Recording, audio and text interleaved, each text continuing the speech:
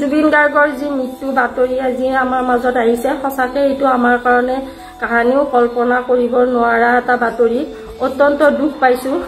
বুজাবলৈ ভাষা নাই তেখেত হঠাৎ আমাৰ মাজৰ পৰা নাইকিয়া হৈ যাব বুলি আমি কাহানিও কল্পনা কৰা নাছিলো যাক আমাৰ অসমবাসীয়ে হাৰ্ট অফ জুবিন বুলি কয় যাৰ গান শুনি সৰুৰ পৰা ডাঙৰ হৈছিলো যাৰ গান শুনি আমি আবেগ দুখ অনুভৱ কৰিবলৈ শিকিছিলো সেইজন ব্যক্তি আজি আমাৰ মাজৰ পৰা হঠাৎ নাইকিয়া হৈ গ'ল সঁচাকৈ অসহনীয় তেখেতৰ কথা কি কম আৰু আজি আমাৰ পাতলচুক গাঁওবাসীয়ে তেখেতৰ হৈ ফটো নামঘৰৰ সন্মুখত ফটো প্ৰতিষ্ঠা কৰি তেখেতক শ্ৰদ্ধাঞ্জলি জনোৱাৰ এটা প্ৰচেষ্টা কৰিছো আৰু তেখেতৰ এই শ্ৰদ্ধাঞ্জলি জনাবলৈ আমি এসপ্তাহৰ কাৰণে নামঘৰৰ সন্মুখত তেওঁৰ এই প্ৰতিচ্ছবি আমি এনেকৈ ৰাখি থম আমি সকলো অসমবাসীয়ে তেখেতৰ হৈ সেৱা কৰক তেখেত য'তে আছে শান্তিত থাকক তেওঁ ভগৱানৰ ওচৰত প্ৰাৰ্থনা কৰিছো তেওঁ যেন ভগৱানে যেন আত্মাই যেন তেওঁৰ শান্তি পায় এটা বুজাব নোৱাৰা দুখ যিটো নেকি ক'বলৈ ভাষা নাই আৰু আমাৰ পাতলচুক গাঁৱত ভাদ মাহৰ 1 তাৰিখৰ পৰা ধৰি এই সপ্তবৈকুণ্ঠত আমাৰ নাম প্ৰসংগ চলি আছিলে আজি হঠাৎ আমাৰ অসমবাসীয়ে যুৱ প্ৰজন্মৰ হাতছো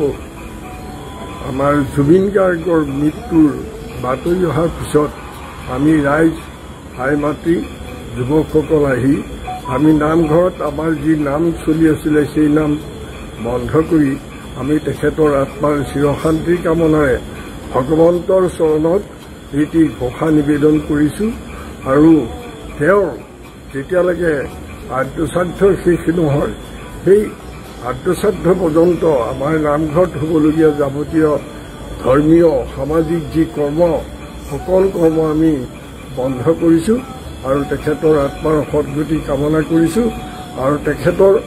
আত্মাৰ সদ্গতিৰ কাৰণে আমি ভগৱন্তৰ চৰণত পাতলচুক টোল পুথিভঁৰালৰ সৌজন্যত গাঁও উন্নয়নৰ সৌজন্যত